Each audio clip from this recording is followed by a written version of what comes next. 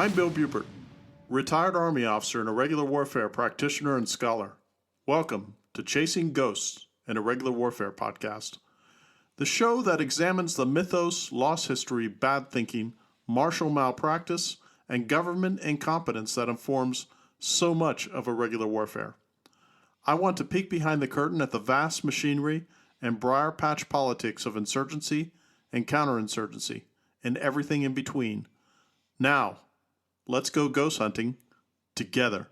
Hello, this is Bill, and welcome to episode 38 of Chasing Ghosts, an Irregular Warfare podcast.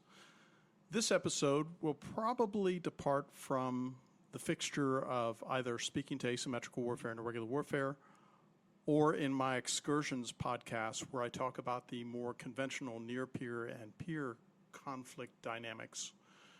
But I want to talk about something that's very close to the heart for me and something that concerns me greatly, especially as a practicing Stoic, and that is the entire concept of moral injury, which we will tease out throughout the entirety of this episode.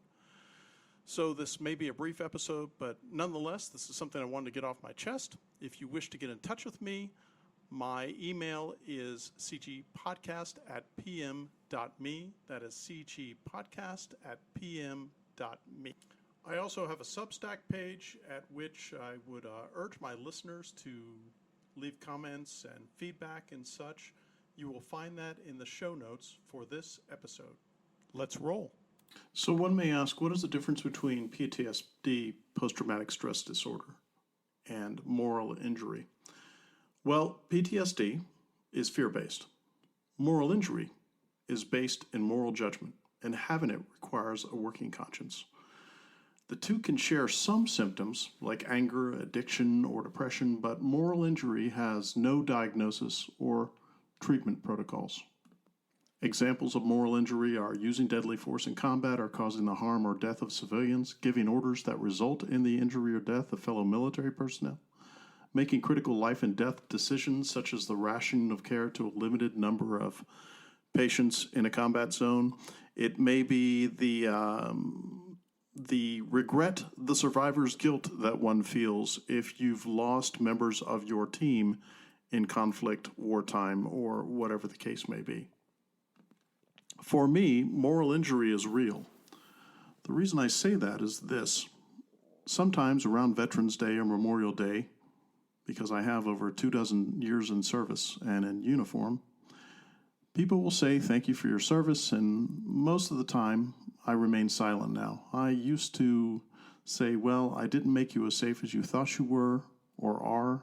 I did not expand your freedom. I did not guarantee your liberty. And I happen to have done things in my career that I will openly admit I am ashamed of, I have grief for, and I have to live with that until the end of my days in this dash that I had between my birthday and my death day. It is my moral conscience. It is my ability to, I guess, sort of beat myself up and take myself to task for taking decisions in the past or being involved in things that in better times or less conflicted times or less time-constrained events would have been things that I would have not only hesitated to do but refused to do.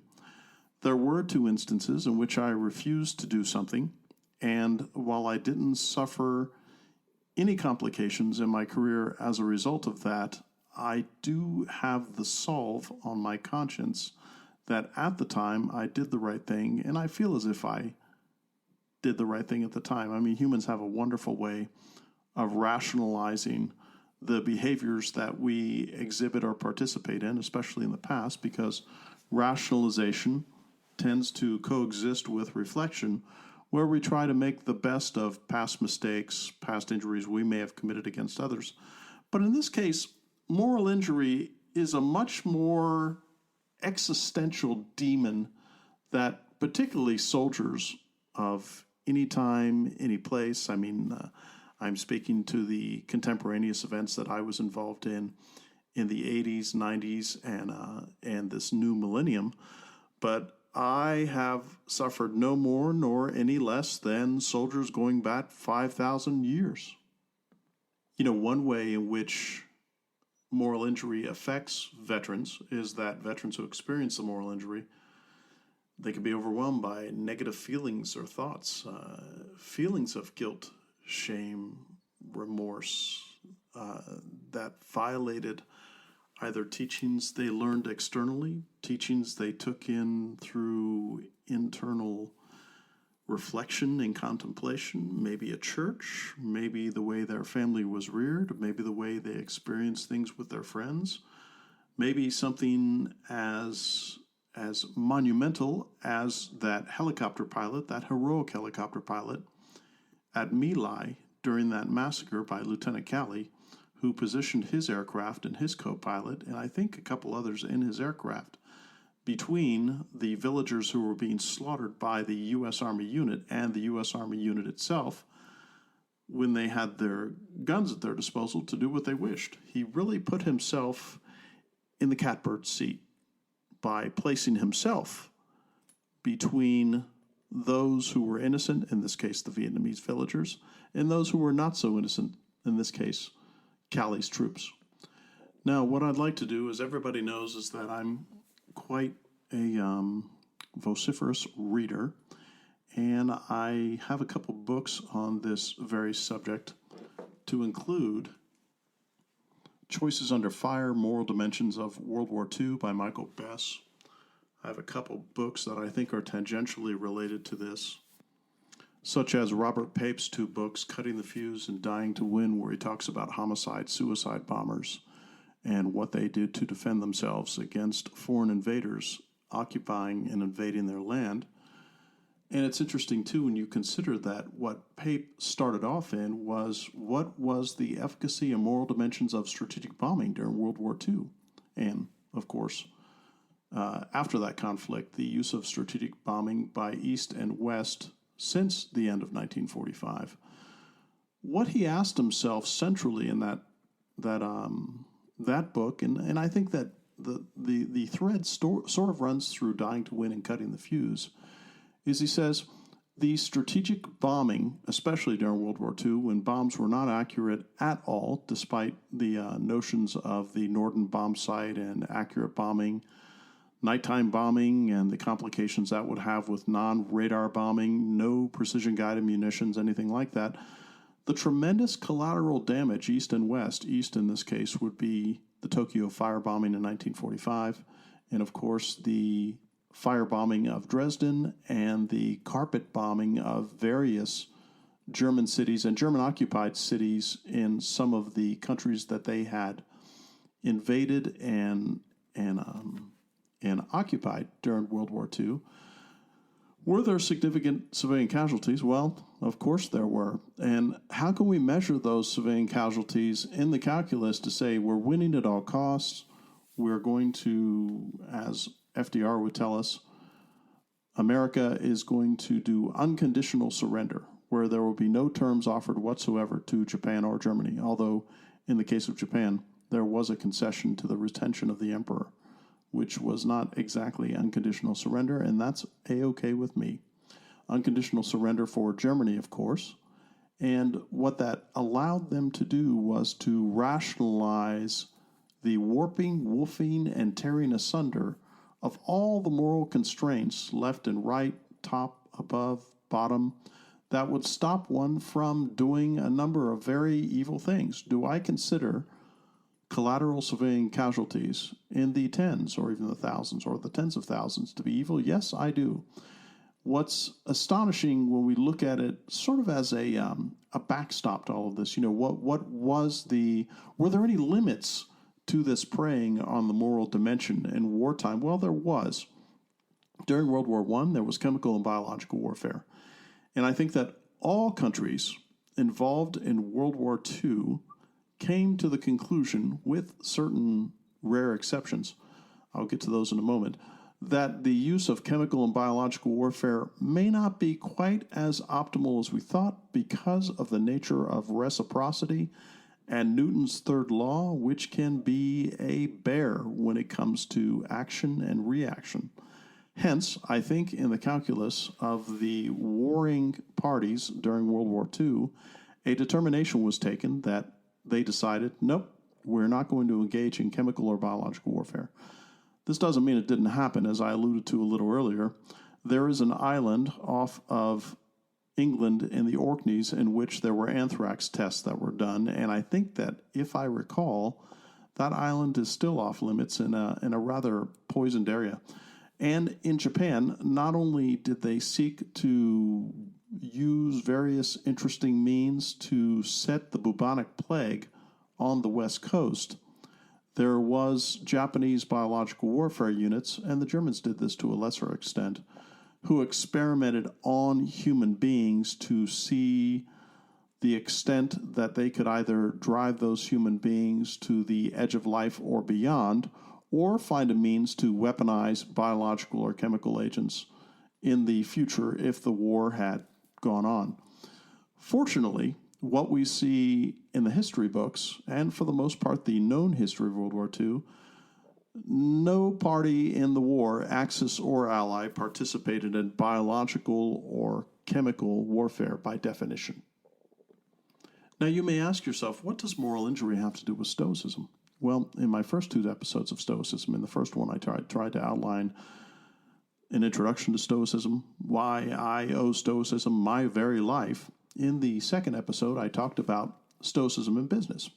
Well, I sort of wanted to close the circle on both of those because business is life and life is business because, for the most part, especially as men, we provide and protect for our families. So we have to work for a living unless we were fortunate enough, like the Kennedys and others, to win the lottery and inherit millions and millions and millions of debt bucks on which we could survive, much like the royal family's extant spare now living in L.A. Moral injury isn't necessarily defined a disease definition by the Veterans Administration in America. I don't think it's even assigned one in our allied nations and our coalition allies in Europe. It's not in the psychiatric desk reference, the desk manuals and such. And what we discover is that while I can say I sustained moral injury, I'm not seeking benefit, I'm not seeking sympathy, I'm not seeking any of that. What I'm doing is saying out loud that I regret some of the things that I did. And that regret, because of the level of conscience that I have, affects me and makes me feel badly at times. Stoicism helps me with that because, as I mentioned in episodes 1 and 2, span of control is huge. And span of control is one of the things that gives me tranquility and harmony in a sense that while things can be bad in this dash that we live in, things can be very good too, but it doesn't mean that we can't learn from the failures that we experienced. As I've mentioned previously, failure is certainly my greatest teacher, and I've discovered that my failures, if I take a look at them, I go open kimono and I examine what these things are, I can make my life better and hopefully make my life better for my family, my friends, my blood family, my closer family, my family through marriage and such, by either setting an example or acting as a sounding bar for things that they may be concerned about. I had the privilege of raising 3 sons, 2 daughters, and my 3 sons and my daughters are as close as we can be. One of my daughters I am not as close to as I wish I could be, but that's either for another episode or not for disclosure at all. But nonetheless, my 3 sons, I urged them not to go into the military. One of them, my youngest, didn't listen to me. So he joined Uncle Sam's Misguided Children, spent 4 years in the Marine Corps, and then he got out almost 2 years ago. I'm so glad that he got out. I'm so glad he didn't make it to a combat theater. I'm so glad that he didn't experience things that I did. Now, to a certain extent, he experienced some awful things because even in peacetime, there's awful things that occur in the military. He's lost colleagues through suicide, lost colleagues through accidents, things like that. He came out stronger on the other side. I think Stoicism and the imbuing of Stoicism in my boys has really strengthened their ability to be resilient, if not anti-fragile. And I really appreciate that. I really admire that in my children. And I honor that whenever I can. My son suffers a moral injury from the suicides of his colleagues for a variety of reasons: toxic leadership, bad circumstances, bad choices, low impulse control. People wander into these side streets of life where they think that they have no place to go. And in this case, they ended their lives as a result of that. It affected my youngest son. He's resilient, and he's a little stronger for it, but nonetheless, I can see that to a certain extent, he suffered a variation of moral injury. As a matter of fact, he was fortunate enough to get stationed overseas, where he just so happened to get stationed in the very place that he was born while I was serving with 1st Special Forces Group in Okinawa. So he happened to go over there as a Marine, and I was in the Army at the time. He had a good time, got to deploy, got to do some things, got to experience things in Southeast Asia, particularly in the Philippines, that showed him that the life that he led there and the life that he grew up with were pretty darn good compared to the rest of the planet. So he's stronger for it. And I really think that while he does suffer a moral injury, or a variety of them, let me say that everybody does. Now, the first few moments of this podcast I've spent saying, well, the moral injury that I have suffered is a result of having been in combat theaters or been in the military, whatever the case may be. I don't want that notion of moral injury to be isolated to the military. Moral injury will occur where you feel guilty for not having behaved in the fashion that you thought you had. And this is outside of the military. This could be in business. This could be a family. This could be a blood family, immediate family, married into family, whatever the case may be. Your relationships that you have with others can cause you moral injury. Now, the way you cope with that moral injury is going to be up to you. For me, I find that reflection, contemplation, and not talking to a lot of folks about it, but maybe the catharsis of even discussing it today helps a little. Some people are going to be able to reduce or diminish, and I won't say ameliorate, which means it vanishes completely, because moral injury never vanishes. As a matter of fact, I would say that moral injury, like the other gift of life that the military offered me, which was the fact that they made me a dead man walking that I talked about in previous episodes. If you haven't listened to the previous episodes, what I mean by dead man walking is that having been in the military, having been in combat theaters, and having been close to death a number of times, what I discovered is that it sort of released me. It sort of took that gift of fear, as Gavin de Becker would call it, and gave it to me. So I'm not afraid of crossing the river Styx or going to the other side or joining my brothers in Valhalla or any of that. If it happens, I just want to make sure that I die well. Well, if I happen to die abed, per Henry V, and I do that 10, 20, 25 years from now, because I am in the September of my years now, if not the October of my years, I'll be content, I'll be happy. But if an act of death is what I have to experience, then I hope that I have a good death. But that's what I meant by the gift of being a dead man walking. So in addition to that, this moral injury that I have suffered, and I'm not alone. I mean, I'm surrounded by, I suspect, hundreds of millions, if not billions of other human beings who may not have found a phraseology, in this case, moral injury, to call this kind of niggling doubt or guilt or shame that they feel for something for which they've either named or haven't named yet.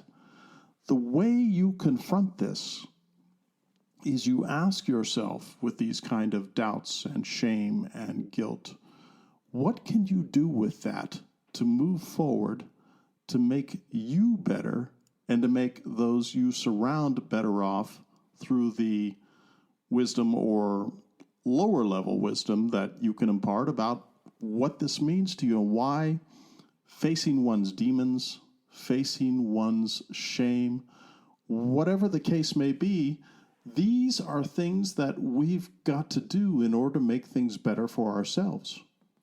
We can harken back to many conflicts, but I'd mentioned Choices Under Fire, Moral Dimensions of World War II by Michael Bess, and I wanted to quote something that he says in the book. Quote, "One of the most profound legacies of World War II lies in the mythology that still surrounds this conflict 60 years later, in films and novels and popular understanding and public memory, in the rhetoric and assumptions of diplomats and statesmen. This mythology, in a nutshell, is about powerful action against uncomplicated evil, the triumph of righteous military force in an overwhelmingly just cause. When George Lucas wanted to grab his audience in the Star Wars films with a viscerally satisfying confrontation between good and evil, he drew copiously from the imagery of World War II. The helmets, the marching ranks, the nihilistic power lust of the imperial leadership, the freedom fighters flying small fighter craft against giant enemy battle stations. The irony, of course, is that this kind of war imagery became hopelessly obsolete even before the war itself had ended. On August 6, 1945, the world was introduced to a new mode of combat and a new era of history. The solitary plane flies at a high altitude, well above the range of most anti-aircraft guns and enemy fighters, and releases a single device that obliterates a city. Quote, surrender now, or we'll do this to your whole country. End of quote. Still quoting from the book. Advanced technology replaces valor. Indiscriminate mass destruction replaces the age-old drama of man-to-man warfare. Within 10 years, by the late 1950s, the confrontation between good and evil had become a deadly technological standoff, with both sides locked in the embrace of a mutual suicide pact. The Star Wars films, in other words, were a carefully crafted fantasy, harking back nostalgically to an era in which the men and women could still put their lives on the line in the just cause of an all-out war against evil. But that era was irrevocably gone. World War II itself had traced a stark demarcation line across history. All-out war on this side of that line had become unthinkable, the ultimate human folly, a destroyer of worlds, a disgrace. End of quote. I disagree a bit with Bess in saying that World War II sort of ushered in that apocalyptic notion that he talks about, because World War I, within its technological framework, the American Revolutionary War and the French and Indian Wars in the 18th century, and even the Roman conquest for the almost 1,000 years of their empires, especially when it came to facing east and doing battle with the larger empires that they were competing with. These kind of notions within technological constraints certainly expanded the moral framework of their time. There's a chronological conceit for historians, well, maybe for the general public at large, like with the woke nation that we suffer under today.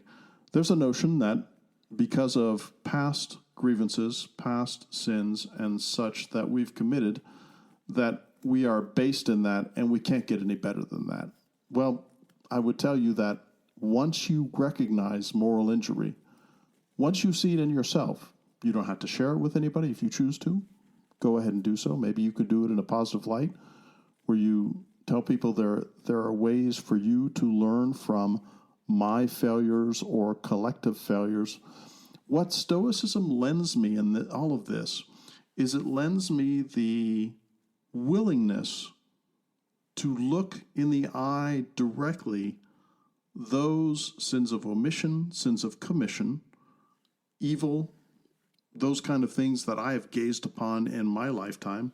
I'm sure that all of my listening audience has their own variations of this, whether in conflict or not in conflict. Maybe you suffered in a criminal event. Maybe you were reared in a family that was suboptimal in their treatment of children. Whatever the case may be, moral injury is where you yourself look into the abyss of yourself and you ask, there it is.